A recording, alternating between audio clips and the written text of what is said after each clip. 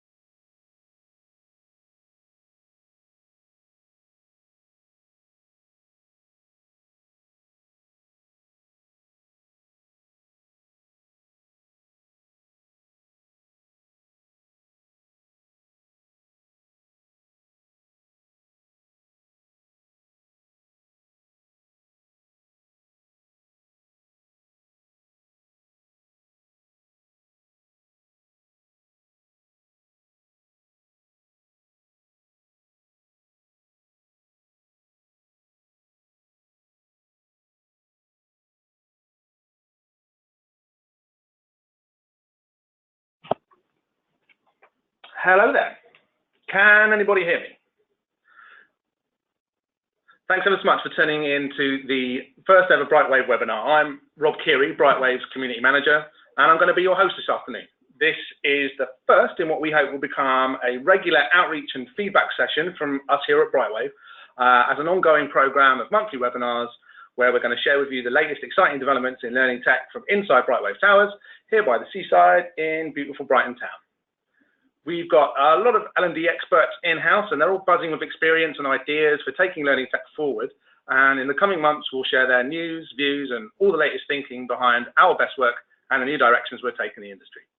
We're going to be running one a month, every month, and of course, in true agile development fashion, we're going to need your feedback and input to shape our content programming. So please, once you've watched and listened today, get in touch with us via the chat function, a bit more on that in a minute, or via our Twitter channels, email, etc. All these details will be shared at the end.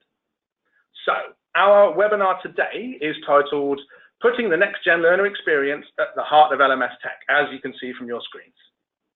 I'm delighted to be joined by Brightwave's Chief Tech Officer and our Head of Products, Mark Abador and Anna Morris-Peters. Say hello, guys. Hello. Hello.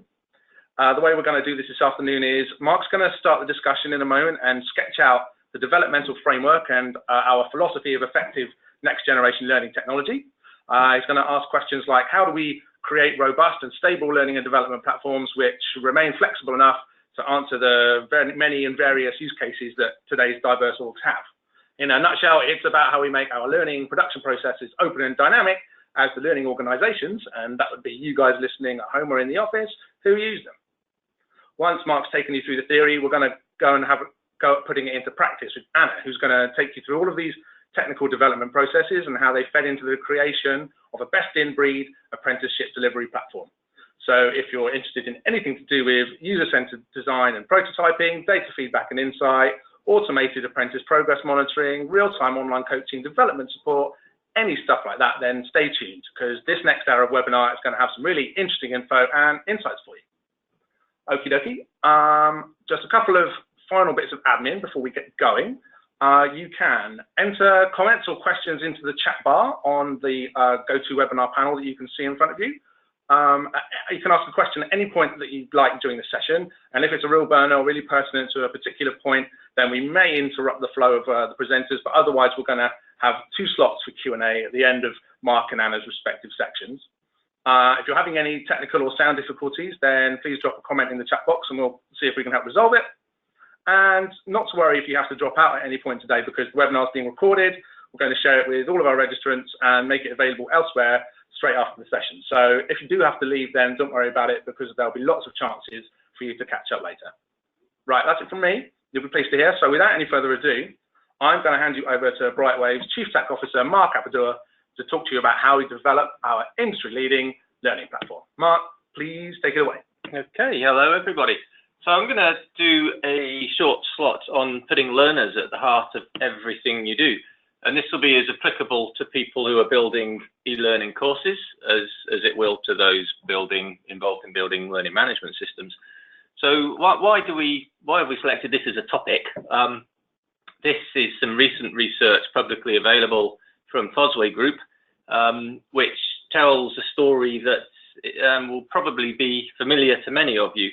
So they asked a whole bunch of questions about different types of things, but this one particular question, how often do learning technology providers have a positive impact? So kind of how is your LMS for you type question. And as you can see from the response they've got, only 1/3 or so of users have answered in the positive. And we see this repeatedly every couple of years from different vendors, different analysts, sorry, whether it's people like eLearning Guild or Bursin. This kind of stuff always comes up, and it's always around about 1/3 of people that are satisfied with their LMS, which means obviously 2/3 are not, which is an appalling state to be in, really, given that LMSs have been around for 15, 20 years, and we don't tend to see much improvement. And you know, there's a couple of reasons behind this as we see it. One is that LMSs simply don't meet their users' needs very well.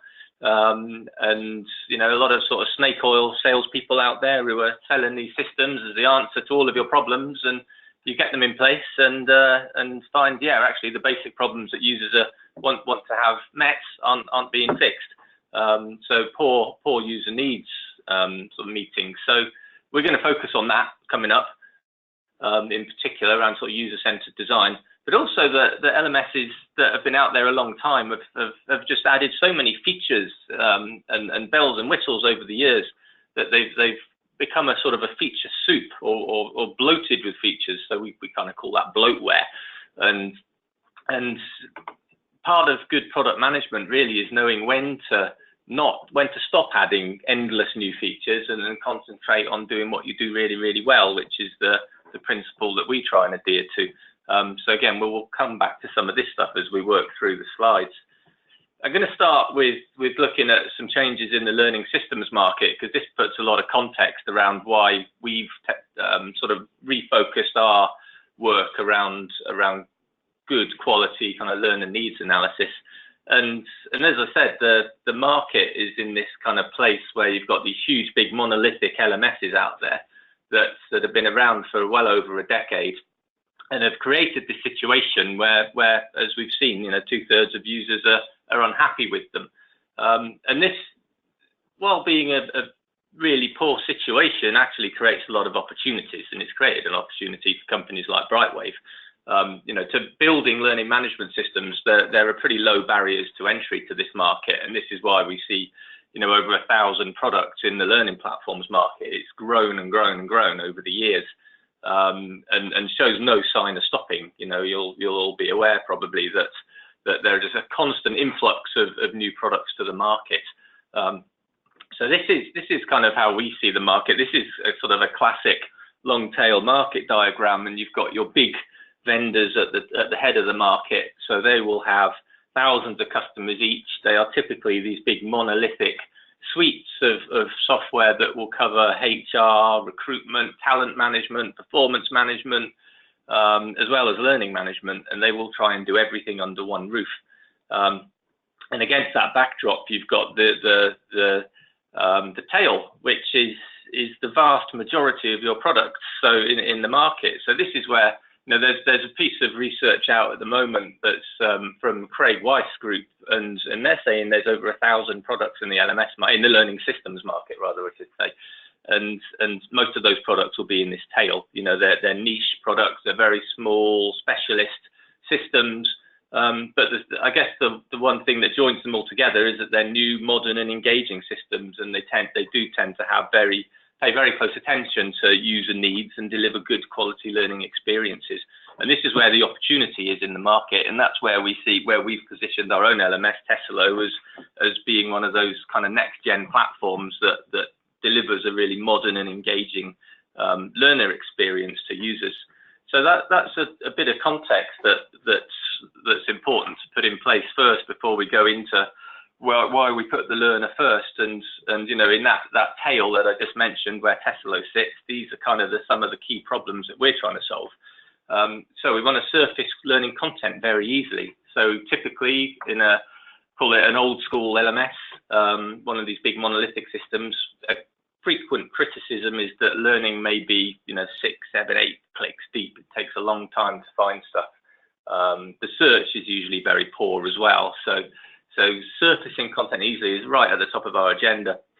We also know that people are learning on the job increasingly, and it's difficult for people to get away from their desks and their workplace and go into the classroom to do formal training. Even if it's e-learning, getting away for an hour or 45 minutes is difficult these days. So we need to learn on the job. And, as everyone knows, when you're trying to do a bit of DIY at home or something, doing a quick search on a YouTube for how to change a light switch or something like that is just learning at the point of need, and people expect to be able to do that in the workplace as well these days. We put a lot of weight on informal and social tools as well within Brightwave. So it's not just about your formal learning, it's about the sort of the interaction of people and learning together as a group. So we focus on giving people those social tools to enable them to do that, and to share content and pull content into the system that they might have seen outside on TEDx or YouTube or wherever that may be, and allowing people to curate their own content, and if necessary, if that's a really good piece of content, someone can take that and move it into an actual learning path that people can take. So all of these nice informal and social tools are increasingly important, and also personalized learning journeys. So in a lot of big monolithic LMSs, you will you'll just have learning organized into categories, and people have to go and find what they need themselves. And increasingly what we want to deliver to people is to have a learning journey that's personalized around an individual's needs, be that around their job role, their job function, what we know about them, they like, and stuff, and so on, that sort of thing. So personalized learning journey is increasingly important. And then finally, just people have a much more raised expectations about their experiences from software these days. So people are using, Twitter and Facebook and all these kind of social tools and nice looking apps on their smartphones, and they come into the workplace and they expect the same kind of thing. And it's not one of these, sort of millennial expectations. Everyone uses good quality tools these days outside of work, and they bring that expectation back into the workplace. And when you look at how some of the LMSs out there are delivering their content to people, it's way below what's acceptable, really. So where we start on this kind of journey of getting good quality learner experiences is in understanding the users. So what is it that users really want? What are they trying to achieve? And we start this from doing user needs analysis. So you've got to understand your different user types and really get under their skin, and what problems are they having? What are you trying to solve? What do they like and dislike, and so on? And in designing for end users, a designer will always make lots of decisions as part of the design process. But I suppose bad designers will make lots of assumptions about those, and making assumptions is fine, of course, but we've got to test those assumptions. So what we do, and what I'll talk through in a moment, is how we do proof of concepts and prototypes. So whenever you're making assumptions, you're doing up prototypes and putting it in front of users, and constantly testing everything that you're doing and making sure that it actually works for people. So it's really getting under the skin of your users, if that's the right term, really understanding what it is that they want from the system, what problems they're trying to solve.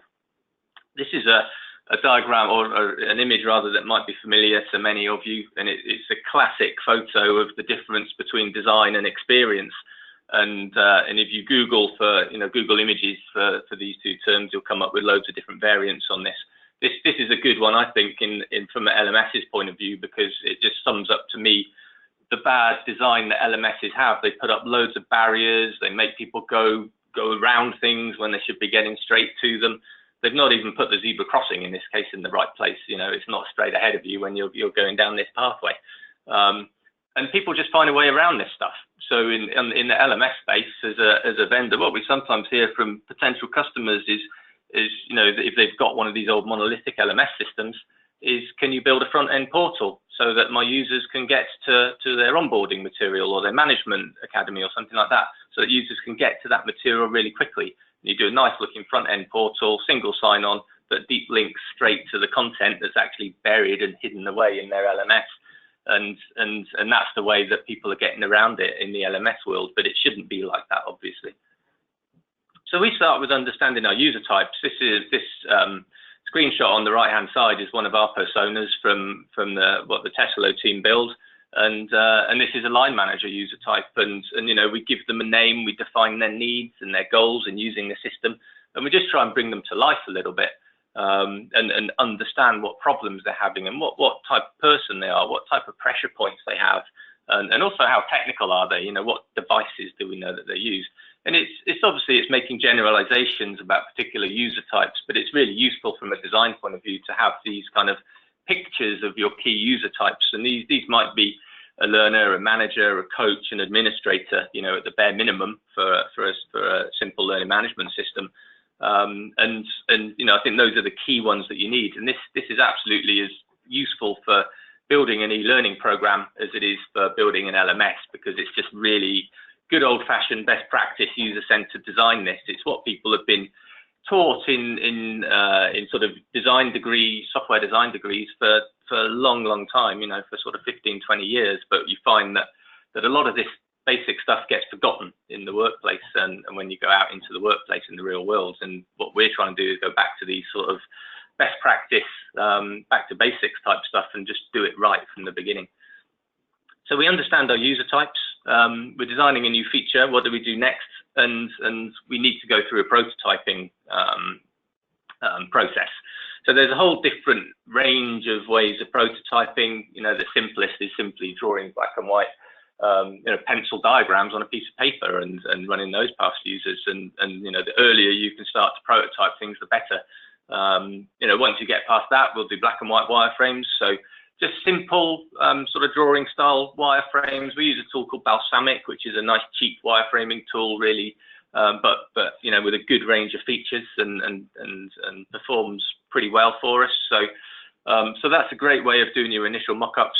And again, you get those in front of real users, and you try and pick a couple of users from each of your personas that you've built, get a few admins, a few coaches, and depending on what features you're building, of course, and just get their initial feedback on, does this design work for them? If they were trying to perform a particular task, where would they click? What would they do? Even on a piece of paper, you can start to get a feel for what's right and wrong with your design. We then move into sort of proper interactive or high fidelity wireframes. So we use a tool on our team called Mockups for this, and it allows us to build wireframes that look like the real system without obviously having done any actual development work. So while you're still finding these problems with the interface, at this stage they're very, very cheap to fix because it's just a bit of design time as opposed to fixing and rebuilding actual code. And then once we're through that wireframing phase, it's then really about just doing lots of iterative releases and not doing this whole big bang approach where you develop everything over 50 days of effort and then deliver it and find there's problems with it. Keep iterating, develop and release really early and as often as possible. And again, the more you find, the earlier you find things, the cheaper they are to fix. And that's kind of one of the critical points, of crucial points, really. And the types of tests we give people can vary. Quite often we'll give people scenarios to do. Can you find a particular piece of content or management development skills? pull in a YouTube video and share that with some colleagues in your profession. You know, simple scenarios like that, but you're watching people do it. If you do it well, then maybe they'll be talking back to you and sort of thinking out loud as they go as well. And these can just be simple interviews. They could be recorded. And you can even use things like click tracking tools to actually analyze where they're clicking on your prototype as well, and see where the hotspots are, where if people are clicking in the right place or not to perform their tasks. So all sorts of different prototyping methods.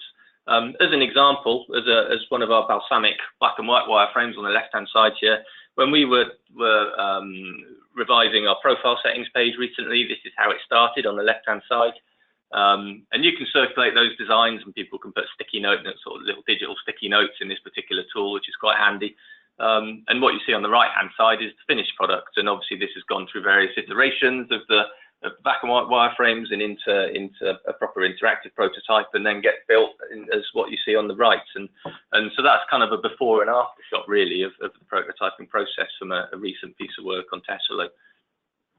Having actually delivered your piece of work, you know, you've built it now, it can still go very wrong. So what we try and avoid is doing big bang rollouts, and you know, find a pilot audience.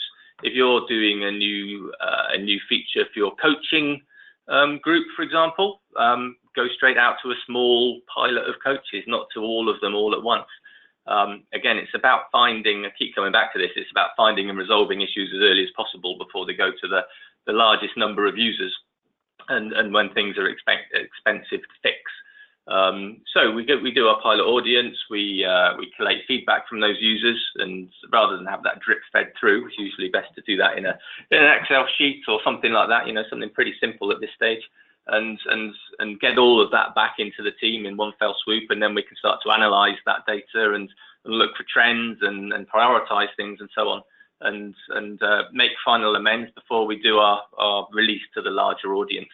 And again, as I keep saying, same for your learning programs as for building a big learning system like an LMS. Even if you're doing a half-hour e-learning course, this is the sort of thing you want to do as well. So once it's gone out to our audience, and we've launched it out into the system in the wild, and everyone's using it, there's still lots we can do around user experience. So it's one of the key things is reviewing engagement on an ongoing basis. So on the Tesla team, for example, we have a role called a customer success manager, and their job is to basically work with the customer on a monthly basis to review how the system is being used.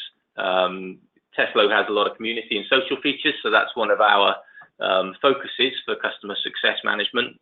How engaged are people in those community areas? What can you do? Are there any areas that look like people are becoming disengaged, or uptake's not quite as much as you'd like? What can you do to help lift that? Do you need to do some small campaigns around something, for example? So it's sort of starting to analyze the usage data at this point, and feeding that back to the team and working out how we can improve things from here. And again, this might not be for particular parts of the system. It could be for a specific program as well. So we've launched a new induction package, for example, and we start to analyze how that's being used, and you can feed back to, you know, new iterations of the design of that if it turns out that there's some design angle of the e-learning that's turning people off. So obviously this analysis can go off in different directions. This is an example of what our simple dashboard looks like when you log into the back end of Tesla, and from a learner engagement point of view, gives you all these great stats on, you know, what people have been doing in the system, how engaged are they in the communities, how many people are replying and creating posts and all that kind of stuff, and share how many people are sharing their learning experiences that they might have done on YouTube and bringing things like that into the system. So you get all of that good quality data about usage, and then obviously you can drill into that. So you might want to drill into it by department or profession, something like that, and start to see how these stats differ for different groups of people. And so this is the kind of stuff that we start looking at when we're doing this customer success management. And then if we've got a particular area that we want to drill into, we can always, of course, look at, you know, run database queries to really drill into a sort of finer level of detail if we need to. So we're live. We've been feeding back these or looking into our usage data. One more thing to touch on this side is success benchmarking. So it's not just a case of sort of randomly looking at the system data every month and trying to see what we can find. We want to sort of tie this back to key performance indicators and the like. So at the start of a project, we usually sit down with the customer and work out what are your usage goals from the system, and try and put some targets in for what do we want to achieve in week 1, month 3, year 1, that kind of stuff. And it might be logins, it might be, especially for things like compliance training, it might be simple sort of bums on seat type completion stats. But for the community stuff, we'll be looking at how engaged people are, not just how many posts, but how many people are replying to posts, that kind of stuff. So depending on what your focus is for the system, we would look at different types of success criteria. And this is the sort of thing, again, we're just constantly working with the customer to say, well, are we on track for these? What can we do about it if we're not?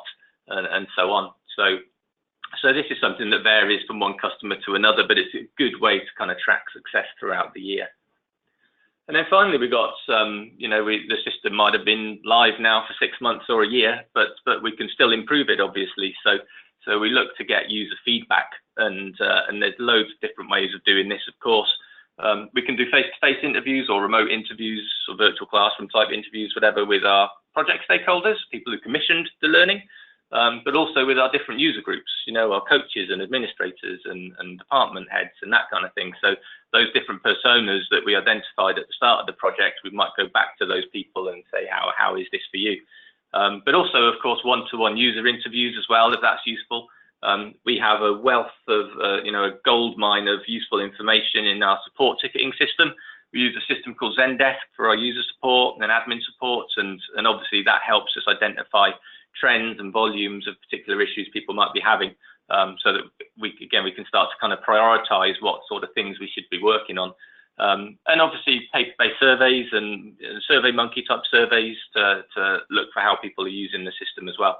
So all sorts of different mechanisms for getting feedback. You need a process for implementing that. So we collect our feedback, that will get processed by the team, and we'll regularly review all the feedback that's coming in and sort of work that up into sort of distinct user stories where we can then get a feel for how we're going to fix these issues and start to prioritize them and move them into our development sprints. So we have 2 weekly sprints on the Tesla team, for example, and that means we've always got plenty of opportunity to bring the feedback back into the system and start making improvements for the benefit of everyone. So that goes into the development, into the 2-week sprint, and at the end of that 2 weeks, gets released back to the live system. And obviously this is an ongoing cycle and goes round and round again. The big advantage of this, of working with a 2-weekly sprint, which is the sort of thing you would expect from the sort of the next gen learning platforms that we talked about earlier in this kind of long tail. If you think back to that slide, these more modern and engaging systems tend to be built using modern development methods such as agile development, and that allows us to do 2 weekly sprints. And I was talking to one customer recently who was on one of the older monolithic platforms that I referred to, and they were getting releases every 6 months and reporting bugs back and giving them their feedback, but they had to wait 6 months to get a new version of the system, even with minor changes, which is pretty par for the course with those big systems. So it allows the more modern technologies and processes allow us to be a lot more reactive and to people's needs. So the end result, this is what Tesla looks like these days. It's been in development for about 5 years or so. I think it was 2013 we launched it, and obviously it's been through a lot of iterations, and we keep getting feedback and improving it. And the team's really proud of what we built. This is how it looks when you log in on the right-hand side, and there's a few examples of recent customer feedback on the left there, which I won't read out. You can read for yourself, but yeah, we're really proud of what we built. And in fact, you'll see the icon on the bottom there. We just got listed in the top 25 LMSs by the Craig Weiss Group from their review of over 1,000 learning systems in the market at the moment. So that's a great success for us, and really, I think, validates our approach of trying to position ourselves in this next gen part of the market and building out these really good quality learning experiences, which you don't get with every LMS. So that's it from me. I don't know if we have any questions through. Well, thanks ever so much, Mark. That was brilliant for a start. I've got a question, really. At Learning Technologies a couple of weeks ago, we were talking about Tesla as being a next-gen LMS, a next-gen learning platform, and I must have been asked half a dozen times, what we mean by that. And I kind of, I'm not an expert in this, and I ended up giving them a different answer each time. I wonder what a more definitive answer could be. I know you've touched on it a little bit, but I wonder if that's something we could talk about. Yeah, so I think it's coming back to some of those earlier slides in the presentation. For us, a next-gen system is really a more modern, refreshing, engaging learning platform than people are used to. You know, over the last 10 or 15 years, your traditional LMSs tend to be very clunky systems, difficult to use. Like I mentioned, your learning and your resources are buried 7-8 clicks deep, and it's difficult to find stuff. All those things that we're trying to drive with Tesselo, such as surfacing content easily and having a really nice, engaging learner experience. I think that's what separates the next-gen systems from the more traditional LMSs out there. Thank you. That's brilliant, Mark. And you've just given us a really lovely look at the way we build out our platforms. And I think really what we should do now is move ourselves forwards a little bit into the second half of today's session by moving away from the slightly more theoretical aspects that you were just talking about into the practical. So we've told you how and why we make Tesselo the way we do, and now our head of products, Anna Morris-Peters, is going to show you how we took all these lessons and use them to develop something very sort of concrete, a best-in-breed apprenticeship delivery platform. We all know that the apprenticeship-based model to develop future talent got a huge boost last year with the introduction of the UK Apprenticeship Levy, which Anna's going to give you a bit of info on. But more than that, she's going to talk about how we've gone the extra step into building an online apprenticeship platform which really delivers for today's apprentices. So, Anna, over to you. Cool. Thanks so much, Rob. So yeah, as Rob says, I'm going to touch on just very briefly what opportunities there are for employers and L&D departments with the introduction of the levy last year. And also, should you worry about partnering with an apprenticeship provider? It can offer some serious benefits, especially if you're delivering to a large number of users. But in the main, I'm going to be talking about that last point there, really what to look for in a platform. And based on our experience of working with knowledge pool apprenticeships, I'll go through what we believe is the functionality and the technology you need to have to provide a really effective apprenticeship model. So what is the levy? I actually kind of did this particular presentation as a talk at Learning Technologies a couple of weeks ago, and I was doing a run through with a couple of members of the marketing team, and somebody piped up and said that they had found in this really surprising statistic that they had found, according to a recent survey, that 63% of L&D managers did not know about the levy. I'm hoping that those who are listening do know about the levy. If you've got interest in joining this webinar today, then hopefully you guys will know. But essentially, in May 2017, UK employers with a wage bill of more than 3 million will need to pay 0.5% of their total pay bill into the apprenticeship levy. Now, the good news is that employers can recover this money plus 10% as well to invest in apprenticeship training. So for every quid that enters your digital apprenticeship account, you're going to get £1.10 back to spend on apprenticeship training. That is provided you spend this within 24 months. Which is a critical bit to remember. Employers with a wage bill of less than 3 million just need to make a 10% contribution to the cost of their apprenticeship training, and then the government's going to pay the rest. So this really does provide an opportunity for employers and the L&D departments therein to invest in training, and thereby increasing company loyalty and engagement, and producing value for the company and for the individual. So, if you are thinking about offering apprenticeships, or indeed you do now, why partner with a provider? Should you worry about that? Well, some employers choose to be providers of their own apprenticeships. However, you can partner with someone to deploy the apprenticeships, which does come with a variety of benefits, as I mentioned earlier, especially for larger organisations. Now, there is really a tipping point at which scaling up the number of apprenticeships you're delivering means working with a provider could have huge gains. For a start, a provider could be responsible for Ofsted and quality control. Now, audit trails are super vital for apprenticeships. They can be really hard to provide, though, without the logging of them built into your delivery, into the platform. A provider can be responsible for infrastructure and administration, so they can bring their existing technology without you having to invest in setting it up yourself. And a provider can focus on that administrative mechanism. So it's going to allow you in the L&D department to focus on that more strategic thinking. So if you are going to go for a provider, you probably want to check whether or not, we believe, the provider has a platform.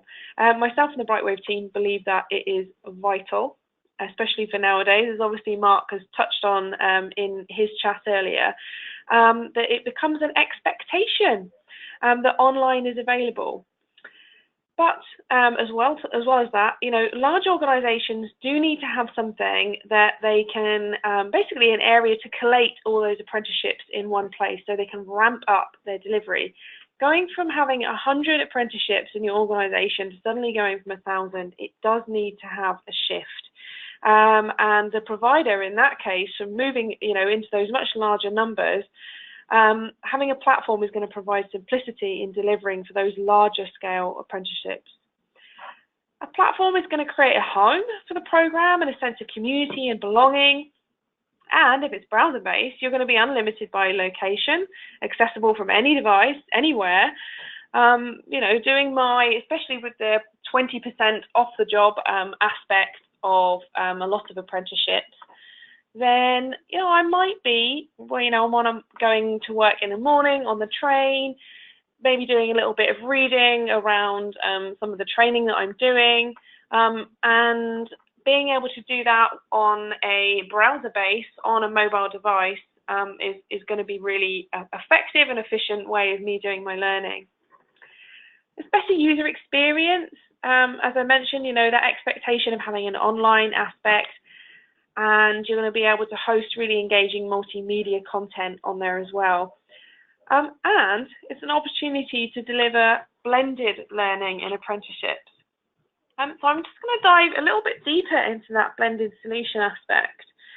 So we do, of course, need to ensure that the face-to-face model with apprenticeship training is kept where necessary, and then support it with digital activities to allow for that immediate training access. So as Mark mentioned earlier as well, it's getting hold of that training at the point of need. So not necessarily having to wait, you know, for the next time that I have a conversation with my coach or my line manager, being able to find somewhere that I can get to it immediately, but still having that face-to-face model where necessary. So that looks like formal training events combined with online learning, but we do have to throw in there as well some evidence capture and some coaching interactions, which I'll come on to in a little while. It's consolidated.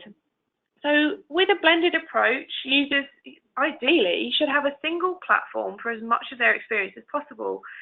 As a user, I want to be able to keep track of my progress all in one place, regardless of what that learning is. Now in Tesselo, that actually looks like modules. There's an example shown here on the screen. The actual name of the module, which I'm going to be doing, is called Leadership Skills in Action. I've done 3 of the 7 resources that are in there. The resources are on the screen. We've got number 1, we've got an internet link there, then a couple of assignment type resources where I actually need to upload my own evidence of understanding. Then I've got a workshop, etc., etc. But that could be an e-learning course, it could be videos, it could be audio files. So a fully blended approach. So capturing evidence, as I mentioned just a moment ago, it is really vital for the new standards mode of apprenticeships. Again, having all evidence in one place is going to make it far easier and more engaging for the learner, but also really important for the coach and the auditor too. So what kind of evidence could that be? Well, it could be a particular skill that they've demonstrated, a behaviour they've exhibited, or something they've mastered. And they need to make sure that that type of evidence has been captured, regardless of what type it is. So somewhere that I can upload a video or document, or just simply some thoughts that I can type in on a learning experience. Now, as a learner as well, I should be able to see that full list of all the other learning activities that I've completed as well, not just those ones that I've uploaded, but those that I've completed. So that entire list that I can then export, I can then take with me to maybe a review perhaps, or just simply for my own records. So on the screen now is just an example of a learning journal with some evidence captured. In that top area, that what do you want to capture, that's where I can kind of type in what I've been up to. I can add an internet link there, select a duration, activity type, and that little paperclip icon that you can see there, that's where I can attach other evidence as well. As I say, that could be a video, it could be a document. And then below, you'll see an example of something which a learner has captured. There's a nice big image there, and then a document. And over on the left-hand side, somewhere that I can filter and then export these to. Now, coming back to the point of having everything in one place, as a learner, there should ideally be immediate interaction with your coach via a chat or feedback functionality. I wouldn't want to come out of the platform as a learner, if I'm stuck on something, come out of the platform, then, email my coach with reference to the name of the resource, then to my coach to have to, then when they get the email, then they have to log in, then they have to find the resource that I'm referring to. It just gets really long-winded. If the coaching is actually done right there and then next to the particular piece of learning, it's a much smoother and more effective experience for both parties. Again, this is really important from an auditing perspective, being able to see what coaching was provided, including any marked documents that might have been uploaded by the coach. It's really important for keeping that quality bar high. Now, the type of coaching, now this is what we like to refer to as proactive rather than reactive coaching. Now, what I mean by that is that as a coach, I should be automatically notified if a learner is going off track. I should be in a position where they're able to spot possible issues before they even occur. So, for example, if a learner hasn't logged in for a while, or if they've missed their deadline, then coaches are able to spend time coaching rather than going through each and every one of their learners and their statuses with a fine-tooth comb just to double check to see how everyone's doing. If the system is already telling me that, what's going on, then I can spend time coaching.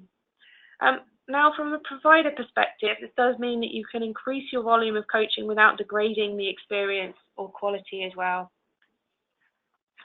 Social networking.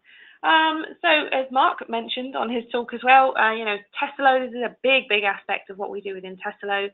We really strongly believe that with any learning management system, it should have a social networking function to support peer-to-peer learning. There is a wealth of knowledge and expertise that can be gained from colleagues using collaborative and social media type functionality. And it does need to compete with other digital tools being used daily by learners. Facebook, LinkedIn, YouTube, these have set expectations high of online communities. It needs to look good, and it needs to be a place that allows learners to share questions, observations, links to relevant resources maybe, as well as somewhere that I could upload my own documents or images to share with people, or maybe even just simply start a discussion or ask a question.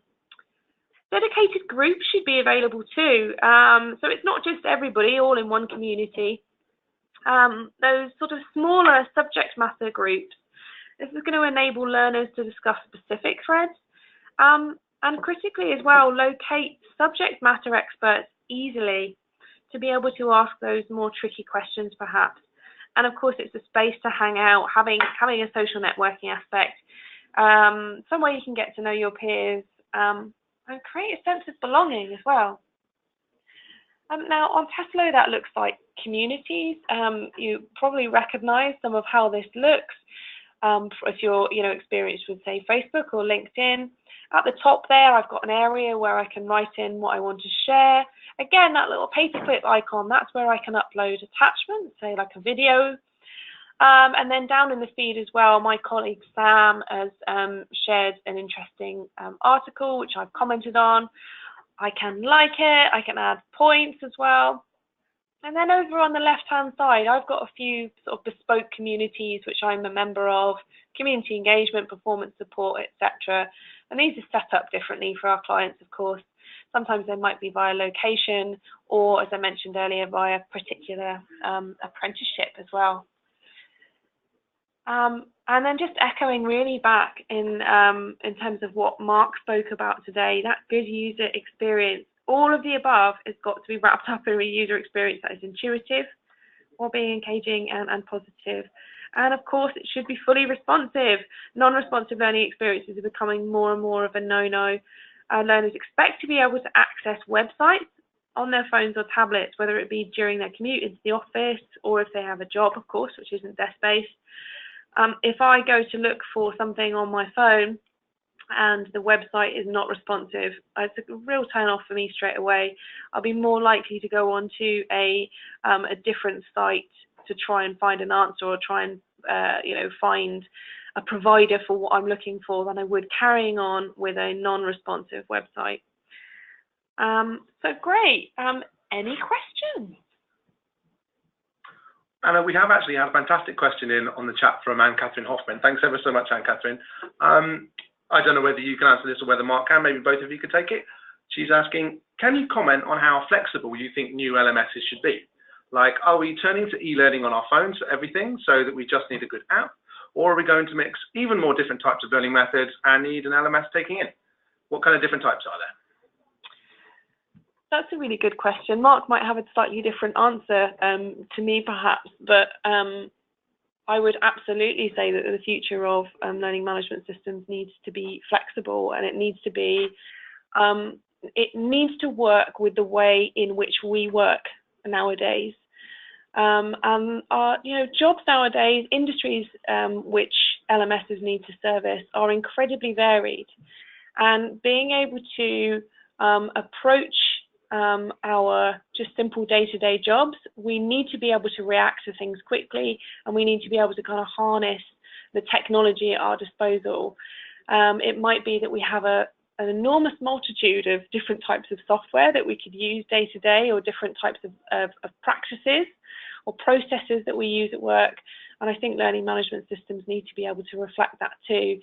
And having a learning management system which is flexible and is going to give learners the opportunity to be able to use the system in a way in which is useful for them, and administrators to be able to administer the system in a way which is useful for them. So I guess what I mean by that is that from one organization to another, their end user needs or their goals are going to be different. So one company's particular KPI might be improving user engagement. Another company's KPI might be more around, say, compliance training, so something a bit more black and white.